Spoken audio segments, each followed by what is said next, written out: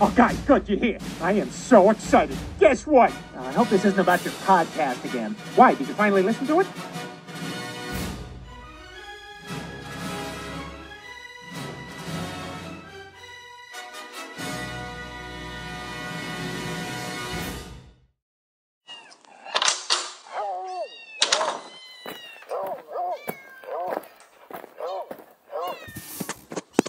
The Groomer Next Door is recorded in front of a live studio audience.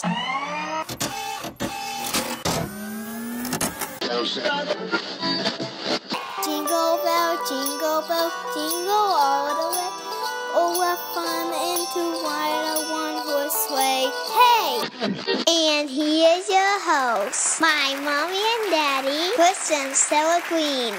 Hello, Pups and Kittens, and welcome to episode 105 of The Groomer Next Door. I'm your co-host, Chris Green. Sitting next to me is the ever playing on her phone while we're recording a podcast, Sarah.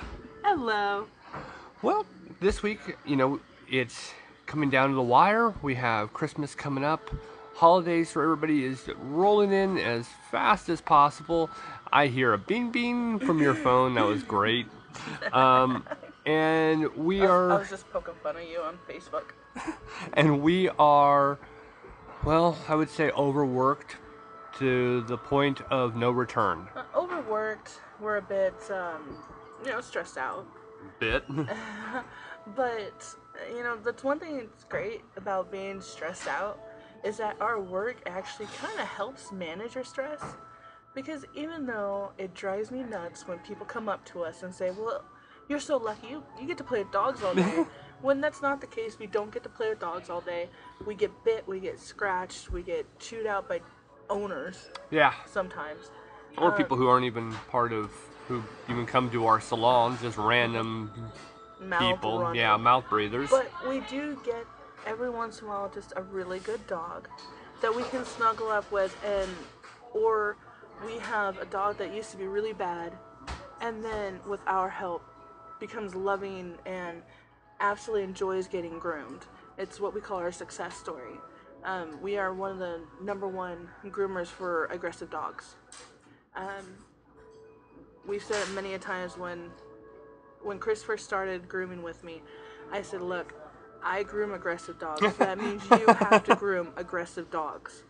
And he's got the scars to really prove we have aggressive dogs. But people turn them away, people hurt them, people are really short-tempered with them, or do half of a groom and realize that their skill is unable to match the dog and send the dog home half groomed. Exactly, and yet we are the ones that take our time, take that deep breath. We find it somewhere deep down inside, hey, you know what? 1, it's not the dog's fault. Right. 2, this dog needs us more than anyone else out there. And we find our zen, and we continue and give this dog a great, experience. Life. Yeah. And we have that one success story this week. Well, I forgot to tell you. I was like, I'm looking at you like, what are you talking about? Yeah, right? Well, one thing that bothered me when I was in grooming school is one of the groomers took in an aggressive dog, and they did not have the skill to do it. There is a skill that needs to be mastered in order to say, okay, I'll groom an aggressive dog. Right. There's some level of ignorance to think that you can do it. To think that people can do it without knowing what to do. Well, that's the part that gets me. You had, these people, there's a definite sign of ignorance, and they're like, oh, I can do it. And I was watching that, and again, this is obviously back when I'm in school, and I'm watching this person, and they're unable to do it. The dog's not allowing them. They're nearly getting bit. And they sent the dog home not even half done, and said, your dog's just too bad. We can't do it. And Was it a dog that I would normally do? Oh, gosh, yeah. You could have handled it. I might have been able to handle it. It was just, they were just unable to do it. And I said, well, why did you actually take the dog in to start with? I open my mouth a little bit more than I should in life. But the fact is why did you take the dog in if you were unable to do it? Well, because at least we gave it a shot. That is the biggest load of BS. It really is. I give it a shot. Shut up. You know, seriously, anybody, shut up. You know, I'm not going to go into how ignorant that statement was. And again, there was a huge reason why we pulled you from that environment as quickly as we did. And well, no, we stayed. I stuck that thing out for, you know, probably more than 66%. Well, yes, but It was probably well into the 70-some% where I left. Once I saw what was going on, and I really, it was time for That you was to come just back. stupid. I didn't want you picking up their bad habits. And you know, the problem is there's grooming salons all over the country and world for that matter that do the same thing. And it's just, it's a level of ignorance. You think part of it is you actually think that the reflection in the mirror is completely different than what the reality is. You think that you're the superstar, and you really aren't. Or they're the cause of the dog being aggressive. Exactly. Like there's this one groomer that had this white schnauzer, and groomed him a few times, and it was just. By the time I got to him, he would scream, he would bite, he would freak out. My hands would hurt by the time I was done. I had to block out spots so that I can go home and rest my hands. Oh, yeah. Because this dog was so difficult. But with the kindness and the gentle between you, with the washing, their drying, everything that you did, the ear hair pulling, the nail trimming, everything you did, and then our combined efforts with my patience and understanding and pets and love, and after the groom, they always got a hug before they went back to the kennel and waited for their parents to pick them up. Right. There was a time where it's like, okay, enough's enough. We're done grooming. Time to hug it out. Right. And that's what we did. And now the last groom that Copper had was fine. He didn't growl. No. He I didn't remember. bite. He didn't scream. Yeah, that's right. He didn't pull his leg back. I was doing his nails and he kind of kept pulling his paw back, but I would take that over his highly stressful groom that he had prior. And each time he was getting a little bit better. And then this last time he did real good. I was so proud of him. I was so excited. And the owner was just thrilled. And that's our success story for this week. And we're not even, you know, one thing, we're a little out of order because I wanted to have a different discussion. This is normally what we would talk about during the weekly roundup. I'm sorry. No. This is my fault. I totally. No, it's not that. You're fine, because I actually had a thing I wanted to cover in weekly roundup that was going to be totally insight. It's. You'll understand. Yeah, you'll get there. Yeah, we'll get there. But you know, back to the aggressive dogs. There was a nail trim for a Boston Terrier, 2 Boston Terriers for that matter. And right there, by the name, you can tell by the breed, it's very They're likely. also known as Boston Terriers. Yes. And you know, every time I see one, I always kind of feel bad because of the Boston Terriers. Oh, thing that happened. I always feel bad every time. I didn't think about that. I always Sorry, do every time. I didn't mean to be insensitive there. I honestly didn't. That's why I never say it, because I always think about it. But when I learned how to groom, my instructor, he was like, "Yeah, he's a Boston Terrier," and this was, like I said, 11 years ago. Oh yeah, no, it's been going on for a long time. That's why I didn't never mean to be insensitive. Oh no, and I know you don't. It's you know, it's been a phrase that's been used so many times, and unfortunately, it's kind of one of those racially kind of slur type things. It goes into that category, and it's kind of sucks. But we had 2 of them, and they needed nail trims. Now one's highly aggressive, will bite, will attack. One of the kennel staff members was exiting the kennel, and he came after him and jumped on his leg and bit him. Didn't puncture skin, got pants because he's small, obviously. But the dog, not the dog. Not yeah, the guy. yeah. Didn't actually hurt him, but he still was attacked. So, you know, we were terribly overworked last week, and you know that's the demand that we go through during this time of year.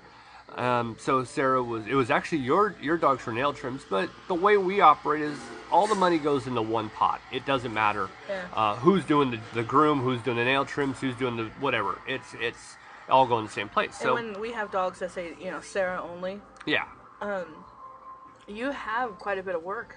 Oh yeah, You do quite a bit of work. And then we had 2 dogs that was Sarah only. I see that every time. I'm like, that doesn't work. And they never know the difference. And then we don't hide anything from customers. We let them know. Oh, by the way, Chris did this and that and that. And they always really are And they're like, surprised. "Oh, There is a surprise okay." on people, though, when you tell them, oh, well, Chris did the bath. Oh, I thought it was just you. It's like, Yeah. no, it's actual, we kind of work together on this. And then it's oh, so, or else it's, well, they only do well with females. And there's, sometimes. There's a lot of that. There's that a lot are of like that. female, but But they like you. They do, and it's like, that's funny. But with the Boston Terrier. Terrier.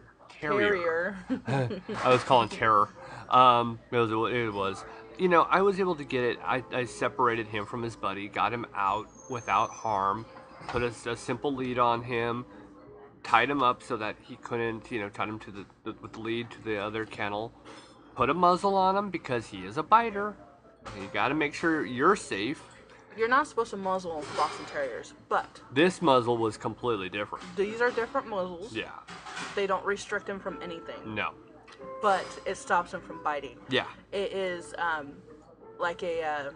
We talk about this every time we muzzle. We talk But about we muzzles. want to make sure, so it's not like we're constricting their mouths and their No. airflow. No, he had This thing, full they can airflow. completely open their mouth, they can lick, they can pant, but the mesh around can't let him bite. Right. And with this, he was actually completely fine. This is where, in this case, I would have liked an e-collar. We talked about this afterwards. An e-collar would have been nice. Because Also known as a cone of shame.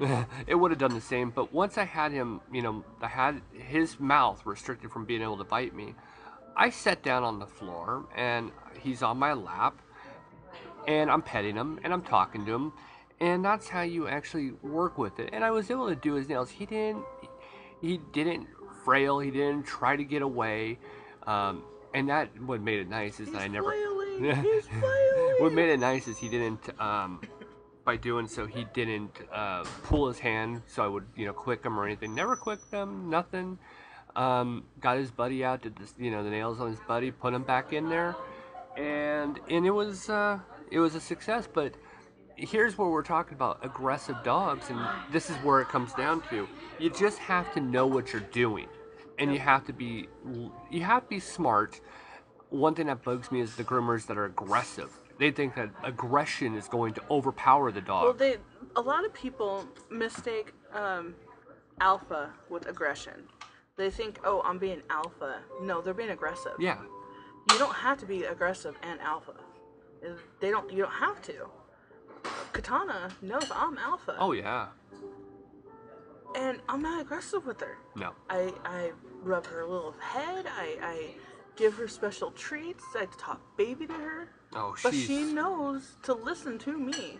And I don't have to be aggressive. Our dogs and cats are babied beyond belief. I mean, it's ridiculous. And so, we've had people come in and say, okay, my dog bites for nails. Okay. All right. Well, you might want to muzzle. Well, I'm going to trust your dog enough to see if I can do at least one nail without a muzzle, because I need him to trust me. That the first thing I'm not going to do is throw a muzzle on him. How many people out there are known to be a jerk, and the first thing you do, oh yeah, be careful, he's a jerk, and then all of a sudden you're put in a straitjacket. That doesn't happen. You gotta give him a chance. Well, it's judging a book by its cover. So it's like, okay, thank you for the heads up. I need that, so Yeah. I don't just put my fingers right next to him, and all of a sudden I lose a limb. Right. And it does happen. There's a reason why groomers have accidental death and dismemberment insurance. Right. So anywho, we gotta try it. Sometimes the dogs actually appreciate you giving them a chance to prove everyone wrong, that they're not as bad as what they see. Right. Well, let's kind of dive into the weekly roundup. I'm so sorry. No, it's okay. It's totally okay. wrecked that one. It's okay. Let's dive into the weekly roundup. The weekly roundup. Yeehaw. All right. Well, we already kind of covered our weekly roundup in a sense, but what I wanted to do is I wanted to have an actual open conversation with everybody, kind of a reveal in a sense. We've done obviously a lot of episodes, and we've done a lot of video podcasts, and we've been, recognized in a lot of different areas, and that's appreciative. The one thing that, I deal with is I actually deal with just a crap ton of depression. And this is what this podcast does for me. it alleviates a lot of my problems with it. And, you know, a lot of people deal with it. Now, what that pretty much means is, you know, there's a lot of different things that impact me on a weekly basis, on a daily basis, on a lot of bases. And it has taken a long time to actually be able to recognize it, be able to identify it, or even accept it. And that actually happened last week, last Friday. I was able to really come out with it. And I mean, Sarah's always known that I've dealt with it, but and the reason why I'm actually talking about this is because, you know, something has happened again, and you know, it's a frustration, and it's like I'm gonna put this on track, you know, because it's like, you know, we're simple dog groomers who do a podcast. We have a microphone, so we have a very extended voice, so we're able to actually share ourselves with everybody. And we do. I mean, we share a lot about ourselves and what we go through on a weekly basis with all of you. But, you know, there's a lot of things that, you know, we don't share. You know, in a sense, it's kind of, I guess, time for me to do this. I wanted to do it because Everybody wants to, you know, portray like, hey, you know what, we're perfect. Right. You know, we don't have any problems. We're, you know, happy-go-lucky. But that's not the case. Everybody has their own problems, and they fight their own they go battles. through their own problems, and they struggle. And as much as you try, there's still that, hey, I'm not perfect. Yeah. And this is where I'm not perfect. Yeah. And for me, you know, I've always had different areas that have been affected. I've kept it, you know, for the most part. Nobody really knows. Nobody knows what I go through. Sarah does, but even at that, I mean, I really didn't really come open with you until this past week, and you know, I just had enough, and it all took place. Really, what really exploded it out for me, it was on Friday.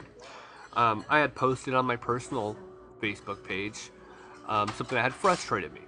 Somebody that I know that has nothing to do with the podcast, has nothing to do with anything that we're doing, made just a dumb comment. And, you know, part of my frustration, sometimes when I'm overly frustrated with something, it can, you know, lead to me being a lot more frustrated or just angry about it. So, you know, the statement was, I was having a conversation with Sarah. We're talking about something, just her and I, and this person walks in the room and says, you know, we're talking about trademark, because somebody actually they want to be called the Groomer Next Door, because they groom, and they opened up a Facebook page. And they groom in multiple different spots. Yeah, they groom in 2 spots, and so they want to be called the Groomer Next Door. And I was just like, you know, I'm not going to be an a-hole and contact them and say, hey, look, this name is trademarked. We actually have a show. All of that we do is trademarked. I'm sorry. I'm not going to actually allow this. No, I'm not going to do that. A lot of people would. Now, that's the difference. I'm not.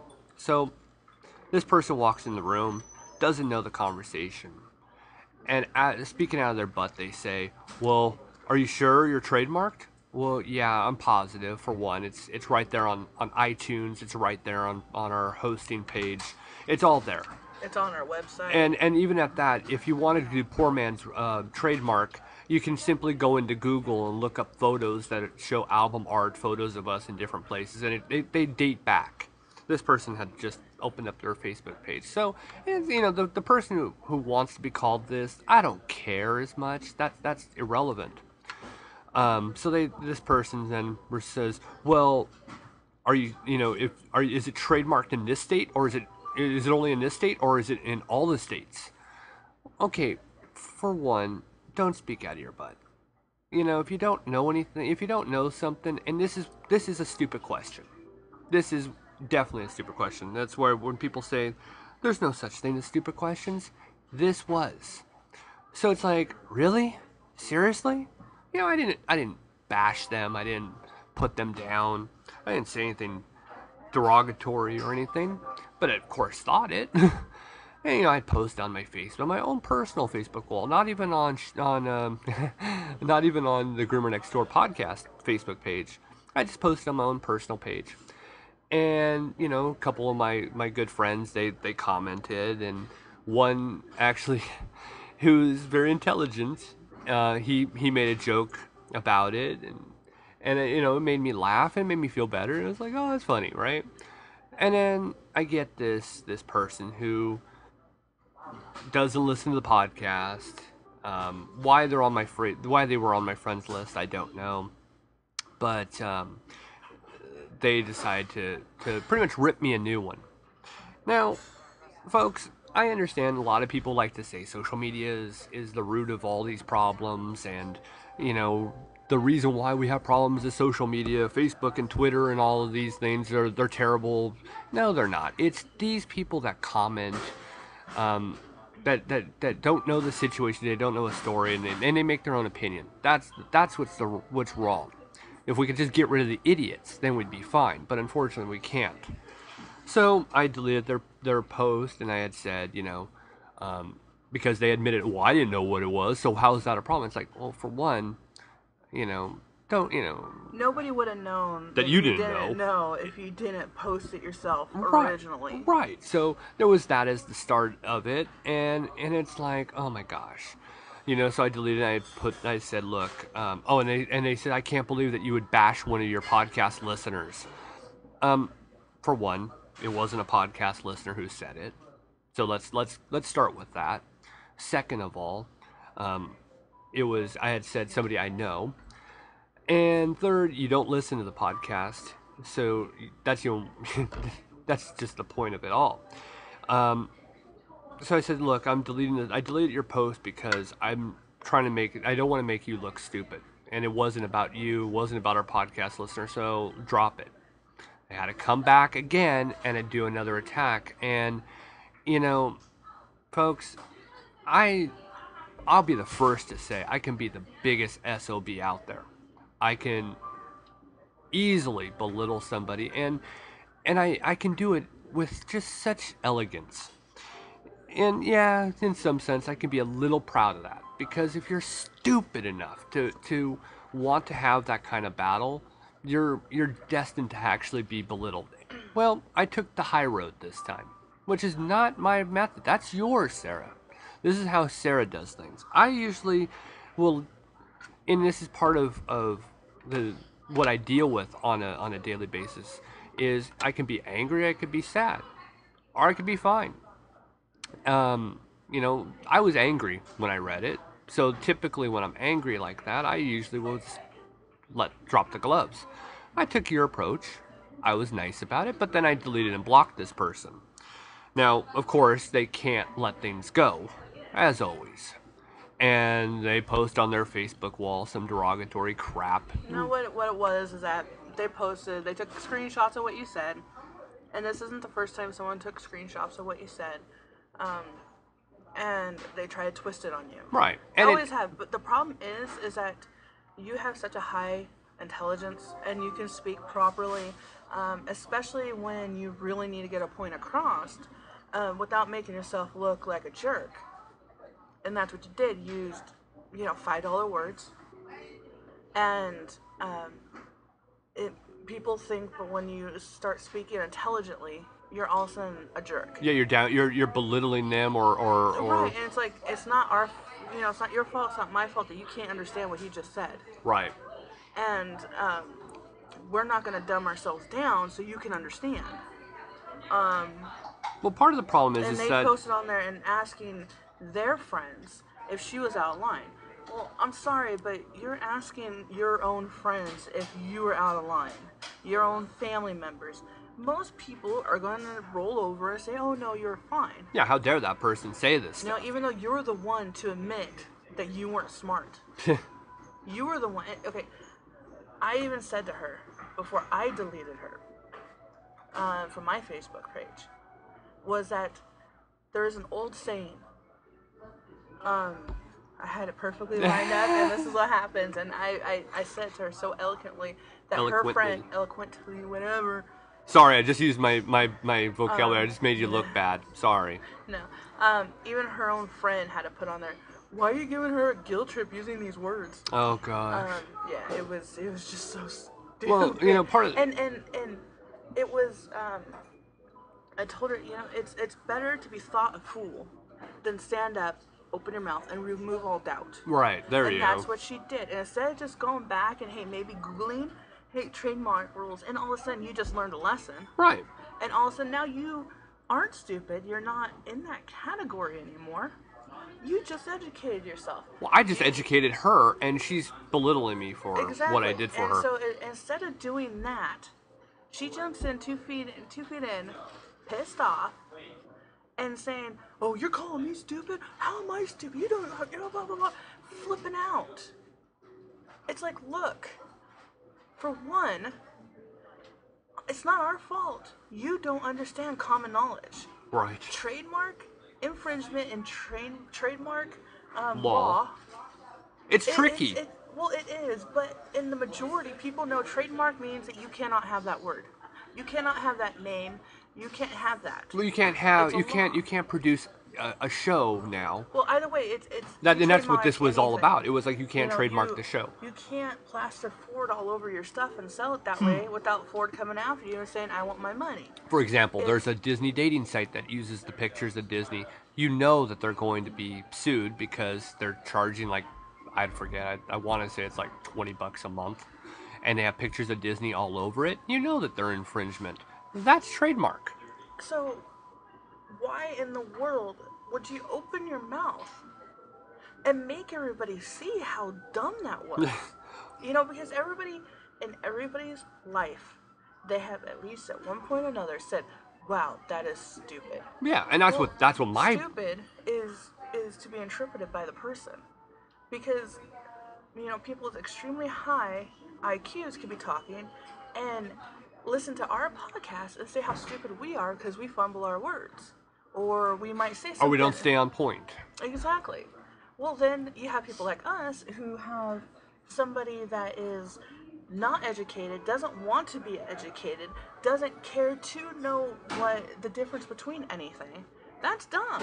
Well, it is. And then you have those people who look at others that jump off of buildings just to think that they fly and say, "Oh, that's dumb." There's different levels depending on who you are. So when we consider a dumb class, well, you know what? It kind of is, because you ask this other person any other questions, it was dumb, It was dumb. and they continue to give dumb answers. Well, that was it. It was dumb and It's not even ignorant. Ignorance means you don't know any better. You were never taught. You're ignorant to this fact. It's not calling you stupid. Stupid is when you're taught and you never learn. That's stupidity. And my where I was having a problem is as they were writing stuff, you could see the jealousy of what we're doing. How dare you? The comments were about how could we be doing a podcast and all these listeners and you're offending them all and on all the things you do. And it was kind of like, as you read it, you knew it was jealousy to be able to produce the show. It was belittling me for doing the show. It was belittling us for doing all of our volunteer work. And this is where it all comes down to.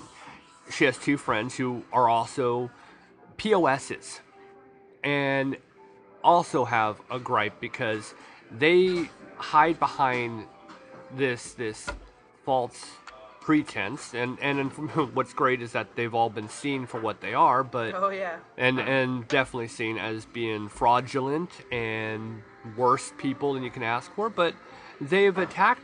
I've seen the attack more because of doing the podcast, and what it does is it this has been my outlet to control some of the hardships and to deal with some of my depression and the things that I go through on a daily basis. And then you get these a-holes that do what they're doing, and it makes me say, well, why do I do it? Why am I recording this show? You realize how much work has to go into it every week. I can sit around like some people that have bashed us and I could just be a stay-at-home parent or inferior groomer. I could be any of these people that half-ass everything, but hate me because I'm trying to make a difference. And that's what this has always been, is make a difference. Go out there, lead by example. And that's what it came down to. And it's like, well, why am I doing it? You know, am I just going to sign off for the last time on this podcast and say, you know what, episode 105, this is it. I'm done. I quit. And you know, that's why you and I had a long talk on Friday, and I was telling you really what I've gone through. And you know, I know you knew what I've gone through, but you know, the reveal is that, you know, I'm not perfect. I think everybody knows that. I struggle with my own different things, and then when you get hit with these people that randomly just they're jealous of what you do, you just say, well, you know what? Screw it. What's the point? Why am I working so hard at this? And then that's when I came in and I had to make sure that you understood that, you know, people like to think, you know, we have friends just to have friends and not to benefit from them. Right. No, that's not life. You benefit from your friends. And if you don't benefit from your friends, you don't need that person in your life. And when we say benefit, it's I don't not mean going to their money. house, money, any kind of, you know, all of the friends I call friends, it's the person who they are that I want to be friends with. A couple of our friends are police officers. Those guys, I want to be friends with them because I like the people they are. Yeah, it's not like One's a great dad. It's great to have a police on your friend No. so he can get you out. No. Oh yeah, I hear you know, that. We don't do anything. We don't do anything to break the law. Yeah, I didn't need police officer friends No. before because they were going to help me out of jail, No. and I don't need them now because they're not going to help me out of jail. Because you know what? They're I don't go to jail. They're good guys. They have. One's a great dad. And then the other one, you know, his wife loves him to death. He loves him. Her loves her, and you know, Sorry, I was paying attention to seeing the window and the reflection. I'm sorry. Yeah, and it's one of those things. These people, the people that I really want to be friends with, they make me a better person. They make you a better person, and that's the benefit. takeaway. Exactly. I look at, like, I have one girl on my friends list. I've only met a handful of times, but I like reading her stuff because it's inspiring. Yeah. She goes through struggles that I go through, and it's inspiring to see it. So it makes me feel, hey, you know what? I can conquer this world too, like just like her. And then I have another friend on there that I've never met, but what he does with his family, and he's got two older sons from one marriage and one daughter from another marriage, but yet he knows how to make it work. And it's, again, inspiring. Yeah, I got all these friends on there that help me one way or another. Right. I might not be going to their house. I'm not on their Christmas list, Christmas card list, but I benefit from them. But when people are on the friends list that don't do anything for you. Well, that's what this was. I've kind of come to that point now where it's like, you know, I'm not going to stop doing the podcast. And this is not the first time or the second time that I've had a random person that makes some BS comments, writes some absolutely demoralizing, destructive things. And every time it happens, it really does affect me. And, you know, that's where this is. It's like, I'm not going to allow it. If you've listened to the show from the very beginning, you've heard me, you know, kind of say, you know, you've caught up with it in previous times. It's been a long time. It's first time this year. But for some reason, it got me more than normal because I'm like, you know what? Why am I doing it? But, you know, I wanted to make my point and who I am and come out here and do this, and reveal this, what I go through for all of you to actually understand the struggles that I'm going through on a daily. Why it's so important for me to make this podcast, because it helps. So that's really where I wanted to just go with it. I just wanted to kind of open up to everybody, take away all of the fun parts, the goofiness and all that. I wanted to have a real moment and express myself. And that's all. That might be our biggest problem, is that on Facebook, we post all of our happy moments. We post the pictures of us all the time. A little girl smiling or doing something goofy. You and I taking selfies together. We're always constantly posting just positive stuff because we want to put positive out there in the world. And then some people have to come in and try to wreck it so they don't feel like they're POSs themselves because they're going through struggles on their own. And it's like, we have our own problems. Our own struggles, and that's what it was. It's not, our marriage is very well rounded and very solid, so we don't have problems there. But we do have our own struggles. We're not perfect. We're not holier than thou. So you don't need to go out of your way to be a jerk. Well, and that's kind of how it comes down to. I'm sick and tired of it. You did really well with that one. There's this one woman that one of her little friends, and you can see that these people are sitting around pissing and moaning that I can't believe that they're still doing a podcast. I mean, that's why at the end of the show I have Craig saying they're still doing a podcast. It's actually there. It's a big middle finger to you. It really is, we're folks. Still doing this. I'm doing it because F you. Straight up, F you and all of the ones that I know, the little hater bunch that cannot stand and we do this. This other one hater woman, this was the second one that started hating on us. She had the audacity to put in this huge she took hours to write this huge thing about how much she doesn't like us and slammed you. I mean, honestly, that's kind of cool. Someone took hours to talk about you. Anywho, but she posted and she put in her post, and you still have pictures. Oh, I have the screenshots. I kept it. How it's pointless to put our daughter on the podcast. No, she did. She said pointless. It was pointless to put our daughter on the podcast. She has no right to be there. And then criticize as well she's for cute, but there is no point in putting her on there. And then what do? We put her on there more. Yeah. Because this podcast, it's if we for had 0 her. listeners all the time, it's for her to read. Wouldn't you like to hear your grandparent or your great-grandparents in their prime talking to you? Yeah. Well, that's what we're doing right now. We're talking to Claire. We're talking to the future. Kids. Yeah, we're talking the future. We're talking to her great-grandkids. That we love Claire to death. We do anything for her. So when you start using our daughter against us, you are lower than that dog poo I just scraped off my shoe coming in here. And that's yeah. I'm done. And then birds of a feather flock together. Yeah. I mean, look.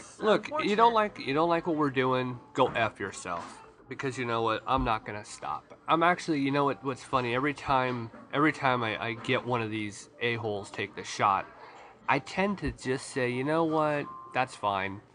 I'm now going to make it better. Bigger and better. And every time I make it bigger and better. We've helped folks throughout the world. And we have helped local. And then we have helped immediate people that we know offhand. And we have changed dogs' lives and such. So you know what? We are up there.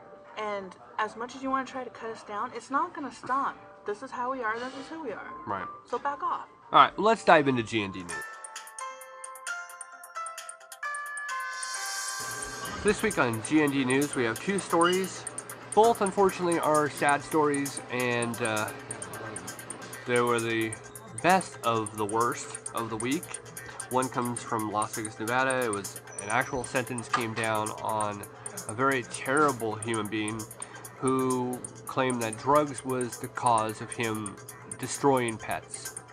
The second one was a person who had a dog outside infested with fleas. And then one of the reasons why we're always talking about make sure your dogs are taken care of, even if you have them outside. Treat them for fleas and ticks. So first, let's go to Las Vegas, Nevada, and actually catch that story. So Claire, play that clip. It was has to be one of the most disturbing cases anyone in that courtroom has investigated or covered. 25-year-old Jason Brown was arrested in early July after investigators discovered dog parts throughout the motel room. An animal control officer on the scene said she saw at least 20 used syringes throughout the room. Brown wore a bulletproof vest and shackles as he entered the court today. He has faced death threats since his arrest. During court proceedings, Judge Elliot Sattler sat and watched videos Brown had made of himself torturing and killing at least 3 dogs. Sattler said before sentencing, such a crime didn't fit into any nice, neat category. He compared the tapes to child porn. When he spoke on his own behalf, Brown said he was a different person on drugs. I forgot why it was possible without drugs. It was too late because I no longer had control of myself. Now I cannot explain the grief I felt in this horrible situation. Knew exactly what it was that you were doing. You were not in some sort of fugue state where you were just acting like a zombie or a robot. And the video actually confirms that. Brown was sentenced to 28 years, but with good behavior, he could be out in 11 years. Judge Sattler told Brown he was from a wealthy family, had opportunities beyond 98% of most people, including at least 3 stints in rehab. He says while Brown never looked at the videos he produced while off drugs, he wasn't so out of his mind on drugs that he didn't know how to get dogs off of Craigslist and convince the owners to hand those dogs over to him. Judge Sattler says the images he saw today will be pictures he will never forget. All right, so as I said, it was a terrible case. I'm sorry that the audio from the court was so low. That was part of the clip. It was unable to master that one. So what is your takeaway from this one? People come up with the stupidest reasons to do the most unspeakable things in the world. So there's really not much to say about this because of the fact that you can't make reason out of stupidity, and you can't make reason out of drug users. You can't. There's no way to reason with it. It's sick, and the person's sick, and they're going to try to plead insanity so they can get out of it. I liked how the judge said how this kid came from a well-to-do family and he had all the opportunities in the world to actually succeed. So I'm glad that the actual judge called him out on it. The part where he said, yeah, he filmed it, but he never watched it when he was sober or not high. I'm sorry, but there's just no excuse. I'm glad that he's going to be facing so much time. On to our second story. This one was about the flea-infested dog, and Claire, play that clip. Investigators are calling it a shocking case of animal abuse. A local woman will be spending 6 months in jail after leaving her dog outside in flea-infested conditions that were so bad, the dog didn't survive. CBS 6's senior reporter Wayne Koval spoke exclusively with a neighbor who called animal control, and we want to warn you, some of the pictures you're about to see are disturbing. And that dog cried for at least 8 hours, at least. And, I felt horrible. After listening to the dog throughout that September rainy night, I've never heard an animal sound so sad in my life. Amanda Hyas makes a call to Prince George Animal Control. There was a dog that was very lethargic and had been whining the evening prior. When Animal Control arrives, they initially couldn't find the dog. The dog was actually under the doghouse. When the dog was found, He had no life in him whatsoever. When the pound actually came, he couldn't lift his head off the ground. The dog was completely unresponsive. She tried to call it. It could hardly move. It was breathing shallowly. The dog was also covered in fleas. His body, when you looked at him, you seen him, they were just crawling everywhere. There were thousands of fleas on the dog. Animal Control picks up the dog to rush him to the vet. When she arrives, she noticed that the dog had already expired en route to the animal hospital. The fleas resulting in the dog's death. They're so invaded with the fleas that they are basically draining them, sucking them dry with the blood. Josefina Balderas Solis was charged with misdemeanor animal cruelty and Monday convicted and sentenced to 6 months in jail. Generally, they don't give them that much time. And I do think that that's sending a message that if you own an animal, you're responsible for that animal. And you're going to be prosecuted criminally if you don't take care of it. Solace is currently being held at Riverside Regional Jail. She was also ordered to pay a $210 fine, and the judge ordered that she not own or possess any animals in the future. Julie? Wayne, thank you so much. All right. Again, here we go with dogs outside. We've heard it from John. Sarah said it a million times. It's been on. So we've made this clear. Treat your dogs. Obviously, this person didn't care. And it's not just treating your dogs, it's treating the dogs responsibly with the flea and tick treatments. Obviously, this dog has needed, to be taken out of that situation, so he didn't have to bear those fleas. And even if you get him on the best medication, the likelihood of them getting bit is still there. I know I just posted something on the Groomer Next Door Facebook page about fleas and how the wrong flea treatment can end up hurting your pet. So you need to be very mindful and very educated on flea treatment itself. Obviously, this person could care less whether or not this dog was going to be treated, but you really need to see whether or not if the topical treatment's right for your dog, because it can cause chemical burns. It does in Katana, so we can't do that. We have to do the Comfortis, which is a flea pill. And some dogs get sick from the flea pill. So you need to really speak with your vet and find out the best route for your pup. But this is just sickening. Nobody cared about this dog. I mean, the only way they found it was underneath the doghouse. And the dog stayed alive just long enough so that, it seems like just long enough so someone could witness what happened and not just buried in the backyard once the dog was found dead. It was a sad situation. All right. With that said, that concludes this week G&D News.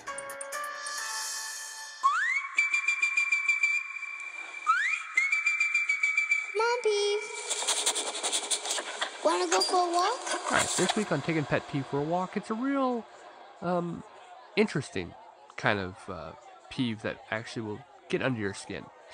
You have owners of dogs that their dogs are larger than other dogs, than a typical standard price, or the dog actually is matted more so than others. There's multiple different reasons for this to happen, but one in particular is, of course, the size. And you tell the customer, okay, we've been giving it to you for the standard price for X amount of times, but the next time we will be raising the rate, which is what happened this week. We raised the rate on one. We told the customer, next time your dog will be from a $35 to a $38 raise. And they look at you and go, why? Well, your dog's larger, takes more time. That being said, that's not even telling you that, the owner, then who knows, the dog has mats and needs extra work. All of these different things, will factor into that little bit of an upcharge because you're working longer and you're taking more time and you have to actually be more delicate. That can drive you nuts, especially to somebody who actually knows that they don't actually brush out their dogs and stuff. They have a tendency to even be more upset that it's going to cost more. But in fact, it takes longer to actually make your dog look good, feel better, and all around, it's for their quality of health. That can be a pet peeve that will drive you nuts. Because normally, most people are like, oh, okay, I understand. But those customers that you talk about, they're the ones that are the most upset by just that small increase. And that concludes this week's Pet Peeve for the week. All right, and now on to our game show of the week. Guess the breed. Guess the breed.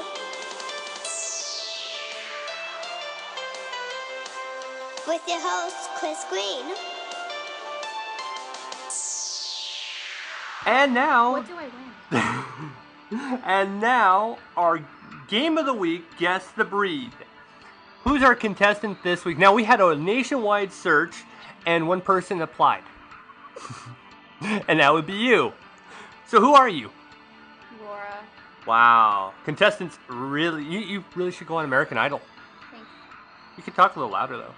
It'll be helpful. Okay, well, this is our version of Guess the Breed. What we do is we spotlight a person of the past or present, and we actually talk about their dog. This would be a famous actor, and I'm going to guess if you even know who this person is. Did you ever hear of the actor named Clark Gable? Yes. You know who Clark Gable is? Well, that's good. Clark Gable was a famous actor. Do you remember one of his biggest roles? No? Yes? She's trying. She's thinking. Okay, that's good. The Great Gatsby? Oh, no. Gone with the Wind. There you go. See, you're already playing well. Look at that. Look at it. You're doing so well. So anyways, we chose a college-educated student to be part of this.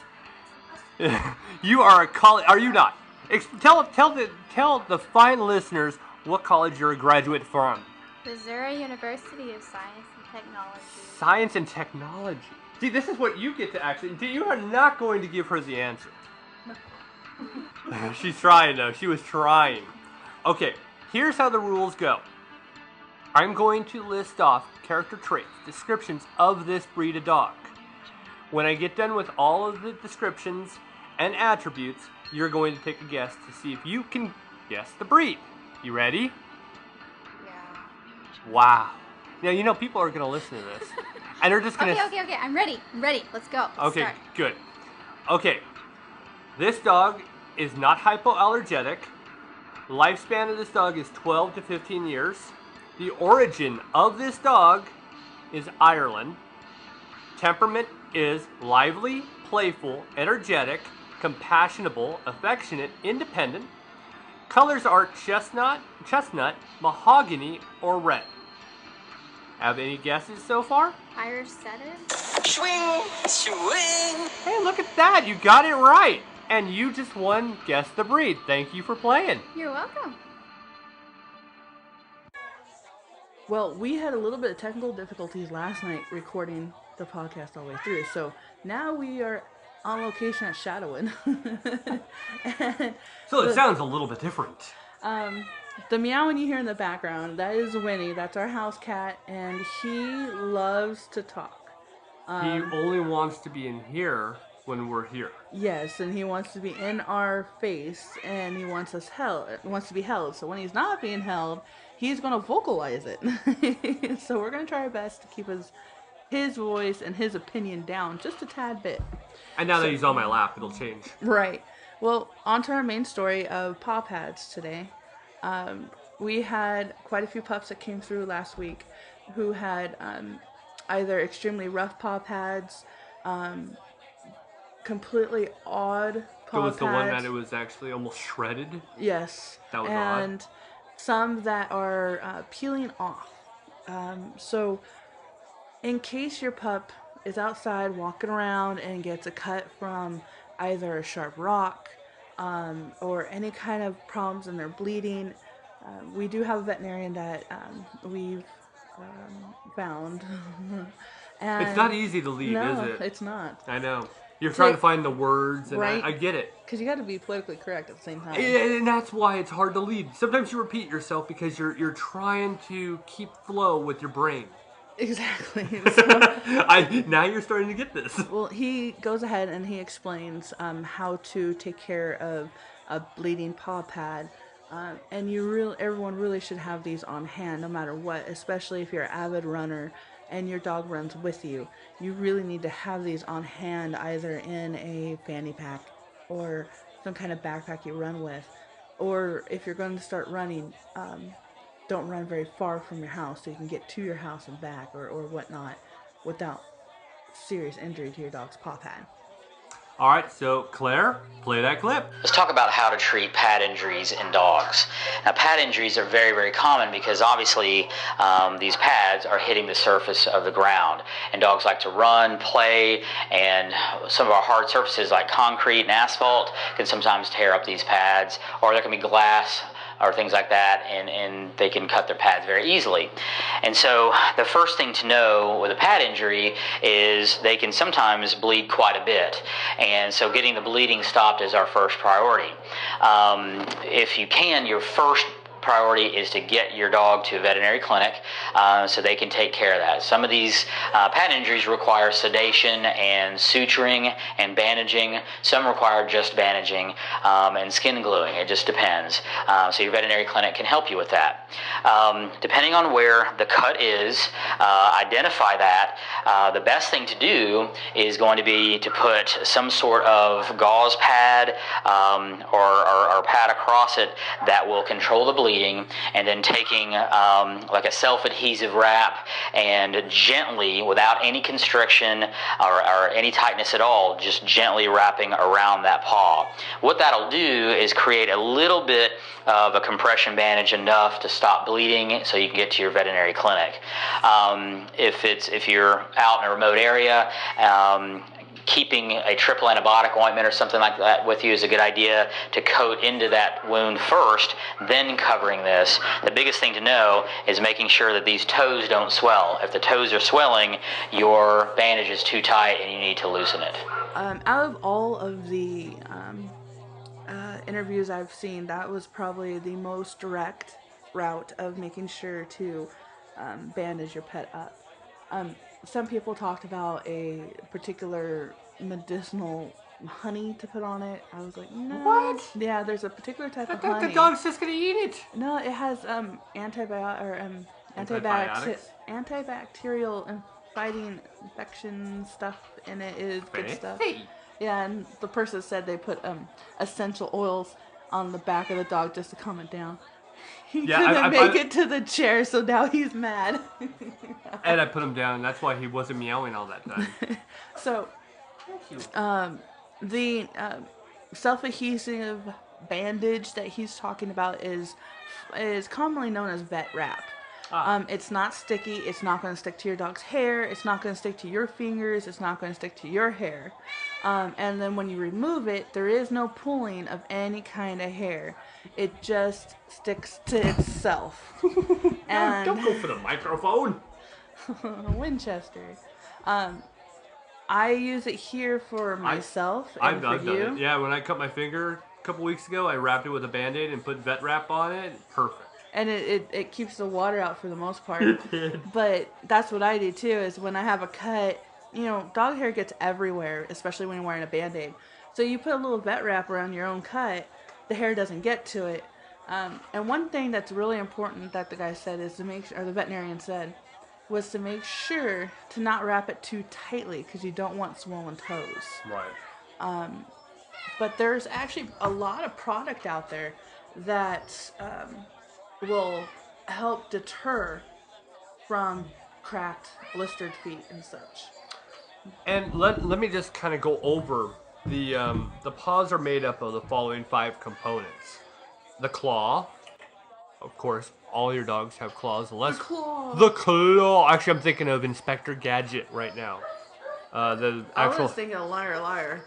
Yeah. You can go either Max, way. It's the claw. The claw.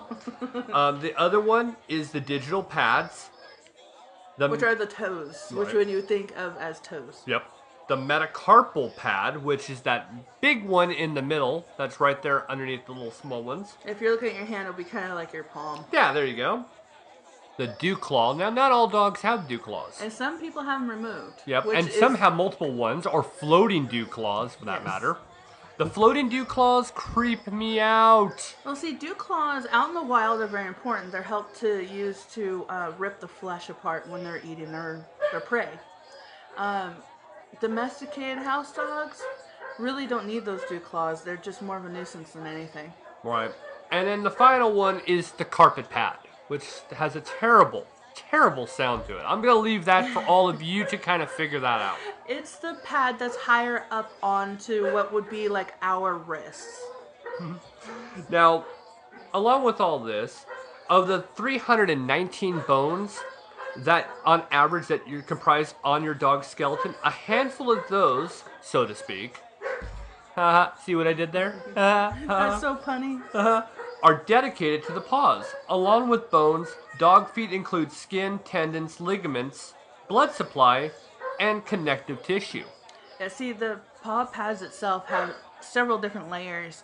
You have the rough pad part that protects them the majority. And then underneath that is, it's just like layers of skin. Mm-hmm. You know, you take the first layer off, yeah, that burns when anything touches it, but you're not bleeding yet. Right. It's when you take that rest of the layers off, that's when you start bleeding. It's the same thing with the paw pad. It's important since the dogs have to walk on their feet. You know, there's no hovering dogs yet. We need to take care of pads as best as possible, even more so than your own feet. Yeah, because they have 4 of them. They got 4 of them, and they can't just wheel themselves around. Well, some have those little cute little carts. But they still need their front feet. That is true. You know, the pads are also often protection when walking on, as you're saying, walking on rough terrain. Dogs that are outside a lot and exposed to rough surfaces have a thicker, rougher paw skin. Now, that kind of brings me back to a movie that was made a long time ago, The Flintstones, back when John Candy was in it. Oh, God. I'm going to reference this movie for everybody. John Candy actually walked for a long time on rocks to actually toughen his feet, so that when he was during the movie filming, didn't actually blister or cut his foot. John Candy, I thought it was John Goodman. John Goodman. Sorry. I was like, sorry. Candy, where the hell did you get Candy? Sorry. It's still early. Brain's not working on names, but it does work on fact. So John Goodman actually walked on actual hard rocks before filming of the movie. And what's kind of funny is that, since you mentioned that movie, the one scene in that movie, he puts his foot up on the desk. He goes, "Sorry, I had a flat tire." Yeah. And there looked like a pocket of skin was pulled up away from the foot itself. It was totally gross looking. But dogs can have that same problem, where the layers of paw pad comes up, and there is underneath it an actual pocket of softer, more sensitive paw pad. And if you were to just make a little bit of a cut, you can actually cut that entire piece off. Ew. Yeah, it's pretty gross. It is absolutely just important, and I have a couple different types of salves you can put on to protect. Should I go into that now? Yeah, go into that. I've got more to go on, so I'll follow your lead. Most people who are avid walkers that take their dogs out all the time, you know, walking on concrete, rocks, gravel, and such, they put the salve on their dog's foot, and it helps give a layer of protection. I'm sorry, I'm thinking about Peggy Hill. I've tried this new thing called ginkgo biloba. Biloba. I just remember that episode, and I just made me start laughing. Anyhow, I guess Musher's Secret is one of the most recognized brands, and I just sit there and I read their reviews and such, and somebody who lives in a place where it snows and rock salt's been put down on the sidewalks, on your streets, so that melts the ice, melts the snow, and people can drive on it. Folks in Southern California doesn't have to worry about this part. Or Florida. But the salt can definitely cause problems with pads. And the rock salt that they step on is sharp and can impale them. Whether it's just a 1/4 of an inch or 1/8 of an inch, it still hurts. Right. So you put the salve on, it helps protect against iciness. And folks need to be aware about the fact that the dogs aren't wearing shoes. It's just like they have a super thick heel on their entire pad. So even if the back of your heel is really thick, you go out, it's going to get cold. And it can hurt them. And that's the same thing with these dogs. When they're walking around, they're going to get cold. And dogs can suffer from frostbite on their paw pads. This salve helps protect against it. But you want to make sure you don't take your dog running for as long as you would in the spring or fall. And the same thing goes for summer out in California, Florida. Even here. Even here, it's hot. Dogs' paw pads can burn off. The pads can definitely wear out extremely quickly and does nothing but burn layers of skin. And you got to be careful, because that can hurt the dog. It can make them completely leery of walking from there on out. I've seen a couple cases of burnt paw pads, and it is vile. You do see them in the summer. It's vile. Yeah. The inner layer of skin on the paw has sweat glands that convey precipitation to the outer layer of skin, which helps cool a hot dog and keeps the pads from getting too dry. But paws can also exude moisture when a dog gets nervous or experiences stress. Dogs get sweaty hands just like we do. And with that, you got to make sure if you have a fuzzy dog, you got to make sure their paw pads are clear of any kind of debris. Debris? This can get kind of, people kind of go either way with this one. Either they are like me, which I want to get the paw pads clear so there is no matting or any sort. Right. Sometimes you got to take off more hair than you want. But for the most part, there needs to be hair in between the toes to help cushion the really soft skin that's in between these rough pads. It can cause a bunch of yeast problems. Hey, look, there's a phone. There's a studio phone. Look, there's a mute button. It can cause a lot of yeast problems if you have a dog that's very, very hairy around their paw pads. You take them out and they get debris stuck in between their toes, and then they start licking at it, and that's where you get a bunch of really red rusting toes and hair in between the toes is the licking part. So you want to make sure that if you do have a fuzzy dog, to make sure it's clear but not completely naked in between the toes. Good point. Dew claws are thought to be vestigious. I don't even know what that word is. Wow. Of thumbs. The world might be a very different place. Dogs almost always have dew claws. That's not always true, because I have seen that in some things. Like I said, some of them get removed when Some they're just born. some end up pulling them off. I've seen that happen before. Yeah. That's creepy. Well, for the most part, most people end up cutting them off the moment that they're born. They see them and they cut them. Let's see. Dogs almost always have dew claws on the front legs and occasionally on the back. Now, Great Pyrenees have double dew claws on the back. That's how you know it's a purebred, or at least part. Majority. Front dew claws have bone and muscle in them. But in many breeds, I'm off on right now. In many breeds, the back dew claws have little or either because of the dew claws are often removed to prevent them from getting snagged. However, opinions on the necessity of this procedure are mixed.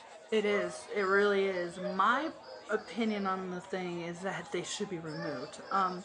Now, a Great Pyrenees, that is important for their breed specific because they're very rare to have double dew claws. I don't see the point in dew claws anymore. Dogs don't need to climb. They don't need to rip open their meat. They really don't need them. I like the Jack Russell with rain boots on. Oh my gosh, the boots on dogs might not work very well. Some will pick their feet up and like flail them because they're not used to the feeling, or that they won't move at all. I've known dogs to just lay flat and not move. So even though boots and such will be a good idea in case you're really going on a rocky terrain,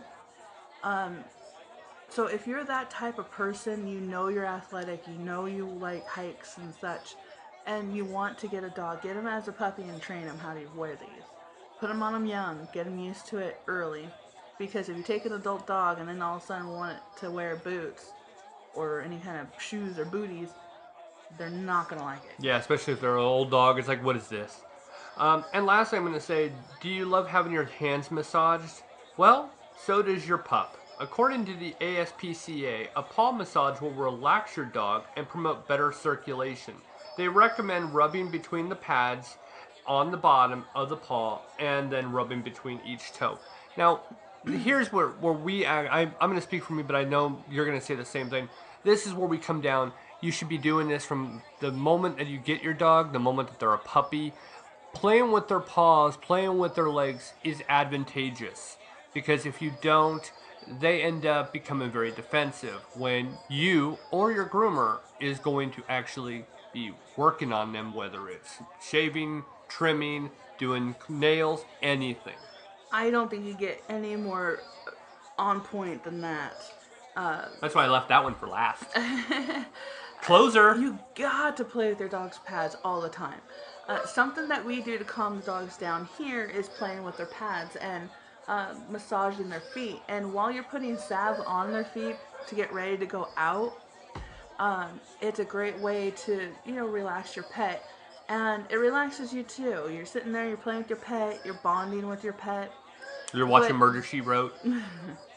And Golden that's Girls? one of the reasons why when they're here and with us and why we take longer is because we do stuff like this. Yeah.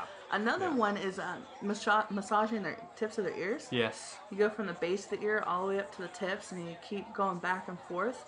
That relaxes the dog so much. It's kind of like, rubbing the temple. Wrap. Bubble wrap for me. When I'm doing it, I think of a bubble wrap because you know how that relaxes me? Oh, you pop the bubble. Yeah, on that. But when I'm massaging... I don't massage bubble wrap. Well, no, but when you know how bubble wrap relaxes some people? It does me. Just sit there and pop it? Yeah. I could sit there and massage the dog's ears, and that just relaxes me. Just like bubble wrap. The dog's kind of like, hey, I can totally They usually close their eyes, and their head starts to drop. It is funny. And that's, just like I said, one of the reasons why we take longer in grooming than most other dogs, or most other groomers, is that we take the time to do such things. And we don't get paid for it, extra. We don't charge extra for it. No. This is a relationship we build with the pet. You know what I hear? Sometimes people will send a message in after they'll listen to the podcast, and they'll say, I wish that you lived by us because we want you to do our dog. I had that same thing from a Call of Duty buddy that, I play online with Call of Duty on PS4, and I have a few buddies that are on my Facebook page, and they're looking at all the dogs, and they see how we are personally on our personal Facebook page, and he goes, why can't you have lived closer? Yeah, we'll see. My dog is so stressed out at the groomer that she goes to now, and there's not many to choose from around here, so why can't you just move to us? I'm like, oh man. Yeah, I see it in the comments on YouTube or just in an email. And I always enjoy looking at them. Anytime that somebody posts a comment on YouTube or something, I'm the one who always responds back. And I try to respond back the moment I get it, unless I'm here. And it's kind of it makes me smile, like, oh, thank you. Yeah, I love actually hearing from everybody who listens. Now, did you have any information on what we talked about before we started recording this? About yesterday and the vet? Oh, on a different On a side note. We had there was a tragic story that came through on my Facebook feed, and it was reaffirmed this morning. Last night on I-44, our well-known veterinarian, Dr. Rainey of Rolla, was traveling eastbound on I-44 with his wife, and I believe it was his mother-in-law. I can't say for sure. I didn't read the report, sadly. They were traveling eastbound on I-44, and a trucker from Stockton, California, was driving westbound on I-44. He was driving too fast for road conditions since it was raining very hard and continuously all day. He lost control of the semi and hit Dr. Rainey and his family and his wife and mother-in-law head on. Dr. Rainey was pronounced dead along with his wife and mother-in-law on site. The trucker, he refused any kind of medical service on site or on scene. We want to let everybody know Dr. Rainey was an amazing veterinarian here in Rolla. Very well known, loved by all his people. I've never heard any negatives about his service that he's provided. Yeah, his practice is well received. Yes, and we drive by the veterinarian multiple times a week. Yeah, his shop multiple times, and there's always people there, and his staff pretty much stays regular as well. So he's got a very well working group and loved by many. And his wife was a doctor here in Phelps County as well. So if you guys could please pray for his family and pray for the pups that he leaves behind, all his clients that he leaves behind. A bond between a person and their veterinarian is so strong. It's just as strong as what a bond is between a groomer and the owner. You're trusting your child with that doctor. Whether it be your human kid to a human doctor, or your four-legged friend, family member to the doctor. He left behind quite a few people that loved him. And same thing with his wife, and I believe it was his mother-in-law as well. So a prayer to his family would be greatly appreciated. Well, by that sound, I guess Claire has turned on the applause button, so I guess that means it's time for us to go. Well, I'm Chris Green. Have a pet-tastic week. And I'm Sarah Green, making sure everybody realizes life is literally so short. Play with your pet. Claire? Have a good day with your pet. Goodbye. Bye-bye, everybody. Okay, gotta go in my bedtime. Was without doubt worst episode ever. Rest assured that I was on the internet within minutes, registering my disgust throughout the world. They're still doing a podcast? I'm Baloney Pits, and I approve this podcast.